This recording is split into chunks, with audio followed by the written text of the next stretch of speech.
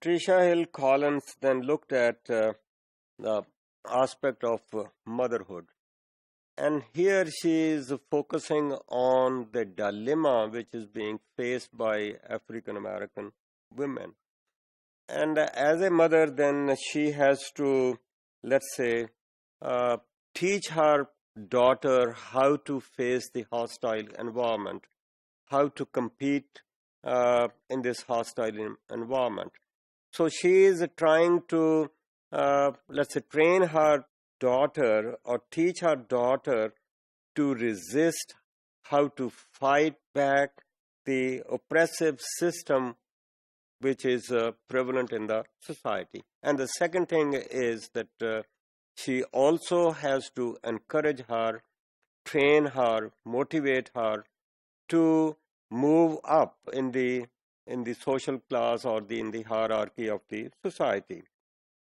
So she has to work for the improvement of her status, but then where is she going to improve her status in the society?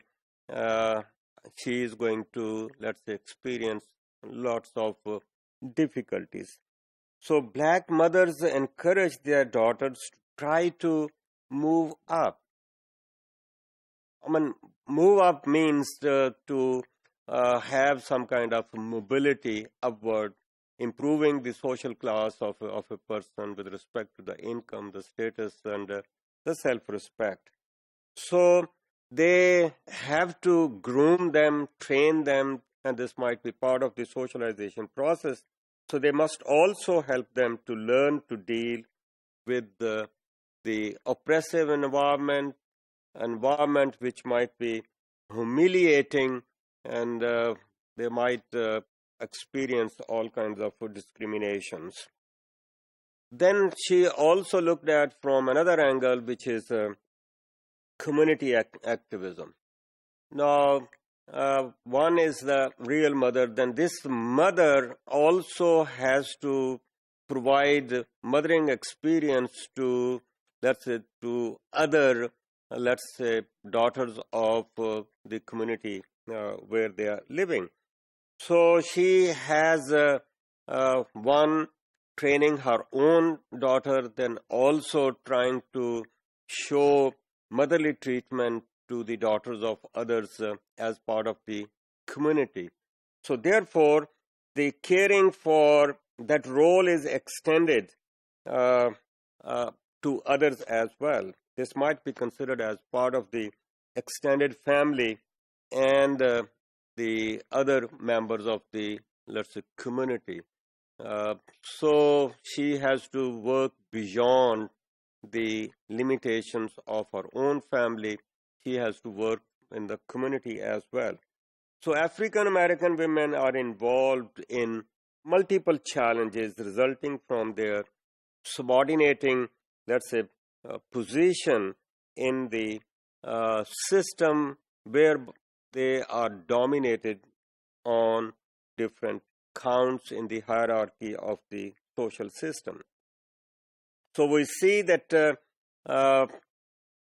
in the community, in the family, we see that feminism at the micro as well as at the macro level. So we see that there is the intersection of these hierarchies. The class position intersects with gender and race, and now that kind of thing, let's say, have a interacting kind of effect. They reinforce the structures of the society from micro level to macro level.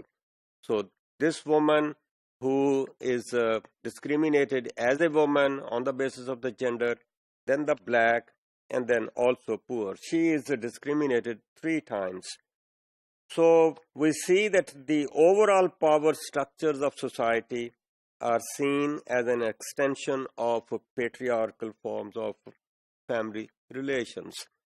So that patriarchal form of society where we see that decisions are made by the men folk, and then men folk, one men could be the white men and the black men, then as a nation, uh, the race, then she is discriminated then with respect to her social class status.